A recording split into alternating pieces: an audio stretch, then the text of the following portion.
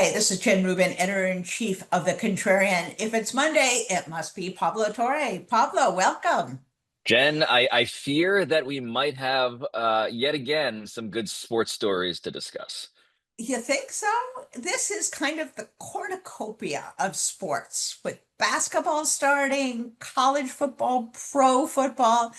I heard a stat, I'm not entirely positive, that there might be at least one football game every day between now and the end of November. It's It's it's the staggering. dream. It's the American dream. The NFL, by the way this has all happened is kind of fascinating, right? So you've heard me say on your program a lot that football and sports, but especially football, is the lone monoculture left in American life.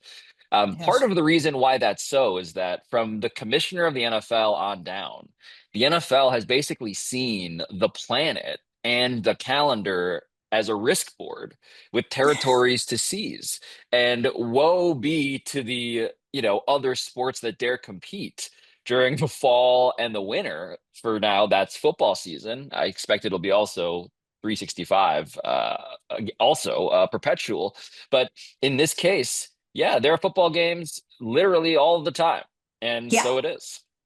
And college, likewise. It used to be that they thought, oh, the kids have to actually go to school during the week. Pshaw, pshaw.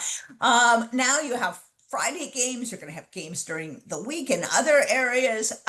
It really has become much more like pro football in the scheduling and the number of games. You can just go nonstop, at least on Saturday, and watch a zillion games. Oh, and also keep in mind, like the NFL is setting the tone in terms of they want all of the calendar. College football, fitting in around that as the de facto minor league system. Keep in mind, the conferences are no longer even pretend geographic allegiances anymore. Like the Yes, ACC, the Big Ten, these are literal coast to coast. So you have these exactly. road trips where you're going from the East Coast to the West Coast and back again. I mean, none of this is what college football used to be. It is now yet again a very popular product, the second most popular sport in America.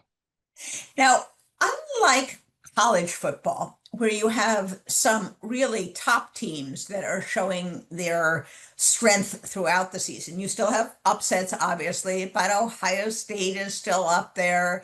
Other teams are still up there. Alabama is rising to the occasion. Indiana is playing very strongly.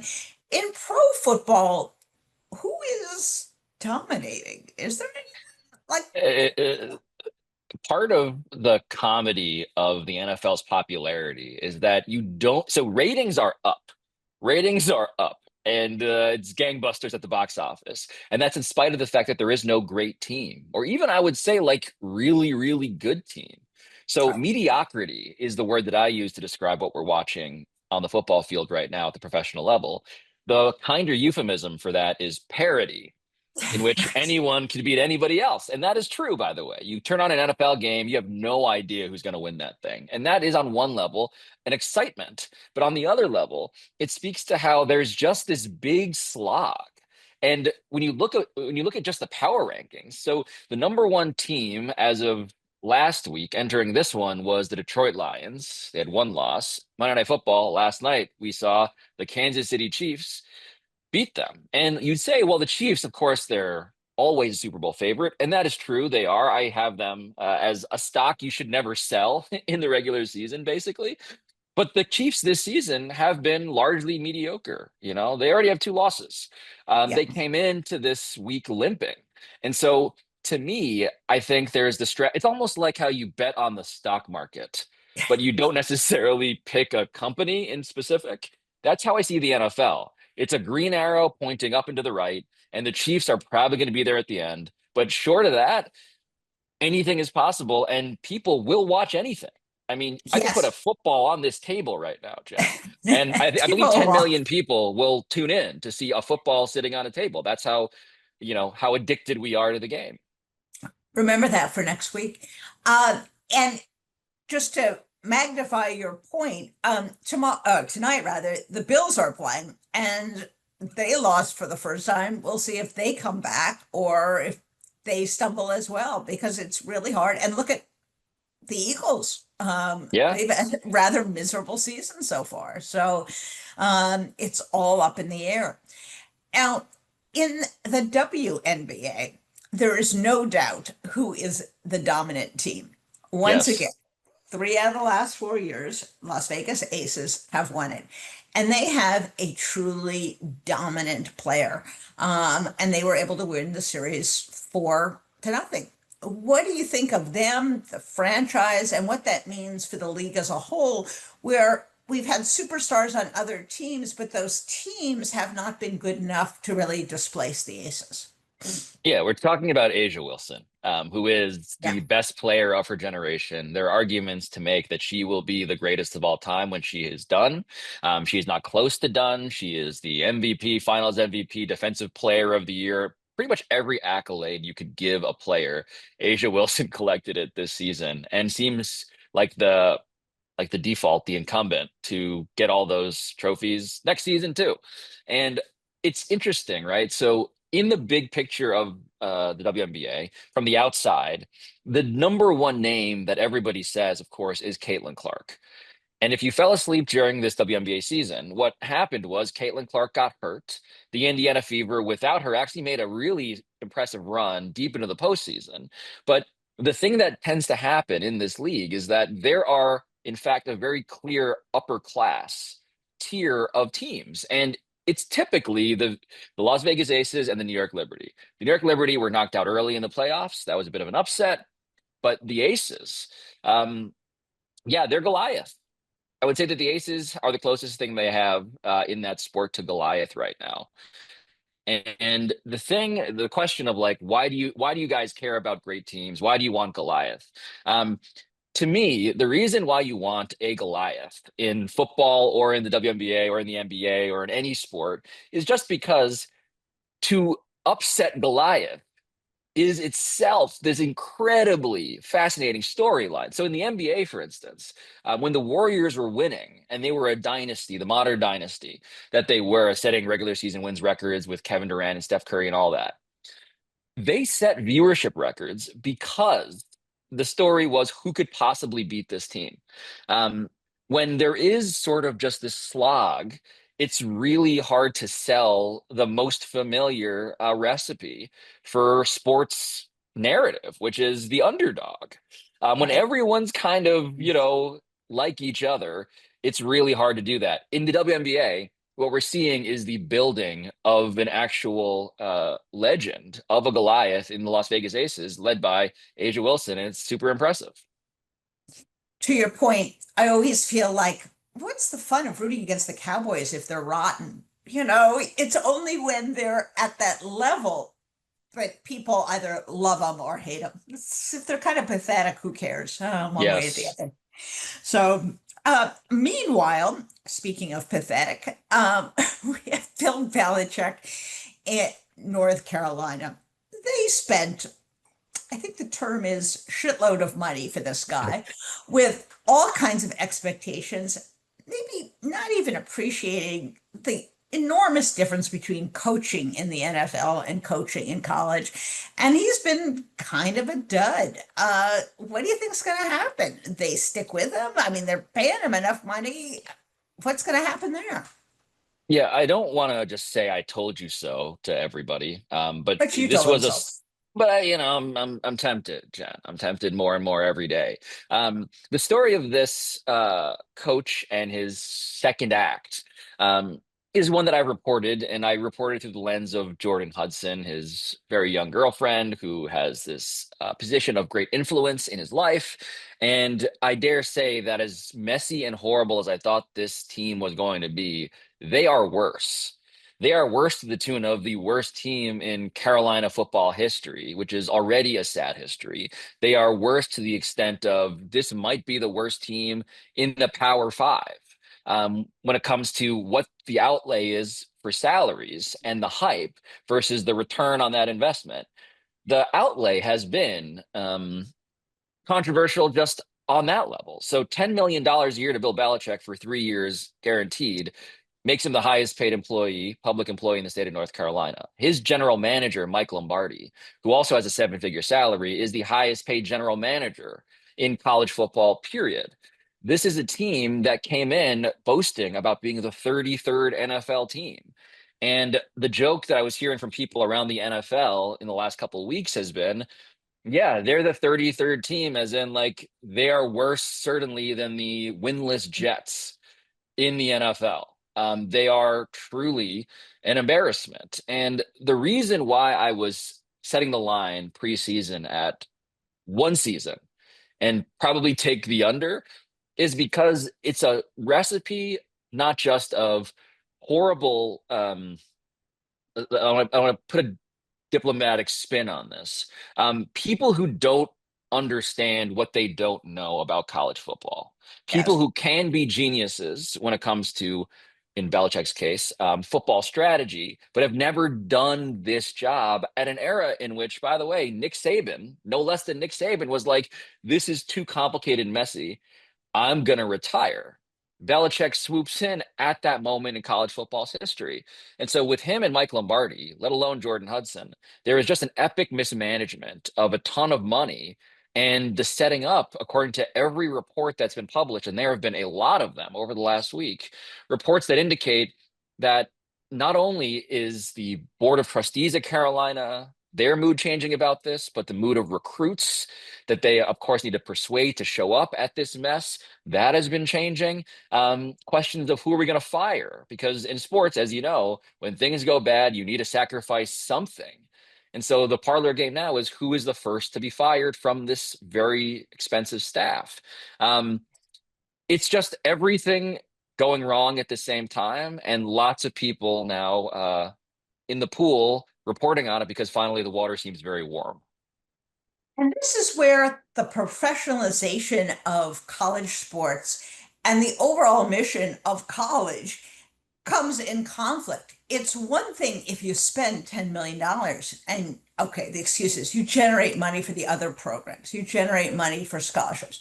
But if that becomes a suck, then you've just brought down the entire enterprise, not only in sports, but educationally. And oh, by the way, you had an obligation on the education side that you're totally neglecting at this point.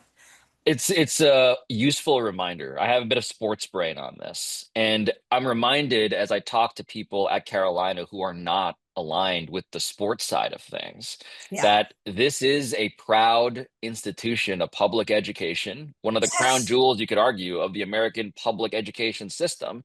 And if the professors who've had to cut their budgets are all saying that I could do the job that Bill Belichick is doing and I teach English, then it's a really hard sales pitch when that guy, the pie chart of available earmarked funds that the chancellor of the university directed to Bill Belichick. I mean, all in, we're talking about a sum of money that is clearly unparalleled at the university. And I would argue in college football, if you're to add up all of the fees associated to devote to this experiment. So, look, you're so right that the cynical bet has always been the cost benefit analysis nets out positive because we're going to fund everything else thanks to football. And in this case, it is football taking and not giving. And that's going to be where rubber meets the road on this, I think. Absolutely. Well, we have saved the best for almost last, says this Dodger fan, Oh boy. because tonight, of course, the Brewers and the Dodgers begin. The AL conference game began yesterday. How do you see both conferences playing out? And what are you seeing these teams? There's the regular season team, and then there's the playoff team. And those can be very different things. Yeah, I want to inhabit the brain of a Mariners fan, a Seattle Mariners fan, because that team has never won the World Series, Yeah. and they just beat the Blue Jays, who I just watched, as foreshadowed in our last episode together. Um, I just watched that Blue Jays team demolish my Yankees, and now Yes. I see the Mariners hold them to one run in Game One, and the Mariners have this folk hero, Cal Raleigh, who is their catcher, aka Big Dumper, which is one of the great nicknames I've ever heard. And Big Dumper just keeps on crushing home runs. Like, it's a really impressive job that Big Dumper has been doing. And so the Mariners have this fun mix of, as we've long put it, underdog. In the long sweep of baseball history, they're clearly an underdog. The Blue Jays are not exactly whatever Goliath, but they've at least won World Series before. The Mariners have never done it. And so we're seeing them on this run. And meanwhile, in the NL, you're seeing your Dodgers, clearly Goliath, by the way, clearly the favorite, every advantage in the world. The country of Japan being your personal farm system, Jen, is Yes. how that's working out these days for the Los Angeles Dodgers, going up against the Brewers, who are also this sort of like college team feeling enterprise where they Yes. play small ball. They got like one guy, Christian Yelich, that you kind of know as a sports fan. They're running around. They have this manager, Pat Murphy, who gives these fun motivational pep talks. You have there, again, a bit of a David versus Goliath scenario. So, look, the baseball postseason, as you said, is always a roulette wheel that the Dodgers impressively have wrangled control of, which is the thing I used to say about, of course, the Yankees. In this case, though, what I'm rooting for is going to be, for every reason I've said in this episode with you today, I'm rooting for the Dodgers and the Mariners. I want Wow. Goliath and I want David and I want that World Series. There you go. Something tells me you're going to be rooting for a different team than I will if that happens in the World Series. I But I fear that a lot of the big dumpering has only just begun. Yes. yes, exactly. Now, your beloved Yankees, of course, not only lost, but they really got their behinds kicked. What do you think is going to be the fallout from that? Who's going to pay the penalty for that? I fired Aaron Boone in my brain 8 times now. This is the eighth. Look, the thing about him is that he reportedly is protected by an ownership group that is not quite the same as the patriarch, the late George Steinbrenner, who would not settle for this. But the son in charge, Hal Steinbrenner, he just doesn't have that instinct. It seems like Hal Steinbrenner and the GM, Brian Cashman, the president of the team, and then Aaron Boone, they're all aligned on like, this seems good enough. And I hate to sound like the spoiled kid at a birthday party, but it is not enough. It is not good enough. And so my hope is that Aaron Boone gets replaced. My expectation is that he won't. And so the recipe, I use that word a lot with you today, the recipe for mediocrity is sort of established. You have an organization that doesn't feel the urgency that it used to, with a manager who does not have the confidence of the fan base, and you have a team spending a ton of money every year to basically do what we used to make fun of other teams for doing, which is getting knocked out in the first or second round of the playoffs. So misery. I predict misery. I Exactly. predict pain, to quote Rocky. Yeah. In my head, I have this image of the fans and the New York press screaming so loudly, and the management of the Yankees are trying to block it out because if they hear the roar, they'll be forced to act, and maybe they don't care. They got all the money in the world, and they don't have to if they don't want to. Yeah, yeah, that's my concern. My concern is that the fourth estate, as always, Jen, will fall upon deaf ears here in New York City. Yes, I exactly. wish they would listen. I wish they would If listen they to if us. we only ran the world, Pablo. But in one important way, you are running something, and that is, I think, the fate of the Clippers. This phenomenal story, and you're going to have a guest on tomorrow, I understand, who doesn't see eye to eye with you on this entire scandal. Yeah, the blessing and the curse of my reporting on the Clippers is that it never ends, and Yeah. that I am publicly, very often, it turns out, feuding with one Mark Cuban, who will be in studio with me in the episode we publish tomorrow. And I salute him for doing that, by the way. Something I really do want to be sincere about is when you spend, as I did, 7 months on episode one of this ongoing investigative series into Steve Ballmer and the Clippers and Kawhi Leonard, an Aspiration, the now bankrupt company that I've reported Ballmer was using to funnel money to Kawhi Leonard in violation of the salary cap. When you spend that much time on something, you're now we're now into episode 6 of our ongoing series. This would be the 6th episode tomorrow. All you want to do is make sure that you get it right and that people are paying attention to the work. And if that means defending my work against the most outspoken, unapologetic critics that are out there in a debate, almost like pseudo Frost Nixon style format, I am more than happy to do that. I realize that as much as I enjoy publishing episodes straight ahead to my audience, I have appreciated what it means to be able to have a dialogue with someone who actively, vehemently, unrelentingly disagrees with my reporting, with my work. It's important for journalists to defend their work. It's important to pick people who are sufficiently credible. Mark Cuban, an owner, minority owner now of the Mavericks, a guy with a point of view on this whole story, a character in some parts of it, who's come up against the Clippers and Steve Ballmer in the past. So for that reason, things get kind of tense. They get argumentative. They get loud. But I am very glad that he came in to visit. Well, isn't sports once again a model for politics? You should be able to debate on the facts Yes. with your opponents. You should be able to sit in the same room instead of hurling invectives through social media. So when we come back next week, we will be all ears to hear all about that. Best of luck. And in the meantime, I hope the Dodgers will not be reducing me to a puddle of tears this week. But we will see.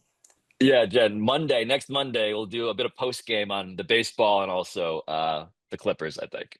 Absolutely. Have a great week and good luck with Cuban tomorrow. Great seeing you, Pablo. Thanks, Jen.